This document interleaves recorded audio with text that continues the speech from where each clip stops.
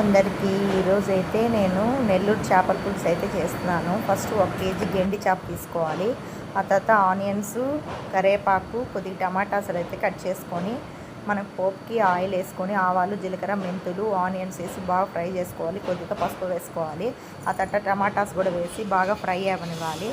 Fry అయిన తర్వాత మనము ఒక నిమ్మకాయ, పెద్ద నిమ్మకాయ సైజ్ అంత చింతపండులో కొద్దిగా ఉప్పు వేసుకొని నానబెట్టుకోవాలి. అది గుజ్జు అయితే సపరేట్ చేసుకోవాలి. ఆ తర్వాత దీంట్లో కొద్దిగా 2 స్పూన్స్ కారము, 1 స్పూన్ ధనియాల పొడి అయితే వేసుకోవాలి. వేసుకొని బాగా ఫ్రై అయినివ్వాలి. ఆ తర్వాత మనం ఈ చింతపండు జ్యూస్ని 1 కప్పు జ్యూస్ అందులో వేసుకొని ఇంకొక కప్పు అయితే వాటర్ వేసుకొని ఈ పులుసుని బాగా మరగనివ్వాలి. ఒక 20 మినిట్స్ ఇలా మరిగిన తర్వాత పులుసు కొద్దిగా దగ్గర పడిన తర్వాత మనం ఫిష్ అయితే అందులో వేసేసుకొని బాగా ఫిష్ని అయితే మనము గెంటితో కదపకూడదు. మనం మామూలుగానే ఒక క్లాత్ తీసుకొని ఆ గిన్నెనే అలా 3-4 టైమ్స్ తిప్పుకోవాలి. అప్పుడే మనకి ముక్క అనేది విరగకుండా నీట్గా అయితే వస్తుంది. లేదంటే మీరు గెంటి వేసి దానిలో పెట్టేశారంటే కదిపేస్తే ముక్కలు అయితే విరిగిపోతాయి. సో అలానే తిప్పుకోవాలి.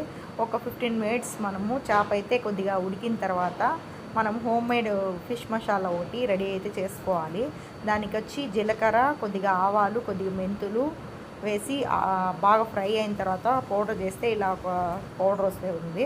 అది 1 స్పూన్ అయితే పౌడర్ అందులో వేసుకొని బాగా ఇలా తిప్పుకోవాలి. ఒక 3-4 టైమ్స్ని తిప్పుకున్నారంటే మనం ఒక 5 మినిట్స్ మళ్ళీ మూత పెట్టేసి ఫిష్ని అయితే బాగా బాయిల్ చేసుకోవాలి. ఆ తర్వాత పులుసు అయితే ఇలా దగ్గర పడుతుంది. మనకి పైకి అయితే ఆయిల్ అయితే తేలిపోయిందంటే ఫిష్ పులుసు అయితే రెడీ. ఇది నెల్లూరు స్టైల్లో ఫిష్ పులుసు. Okay, bye.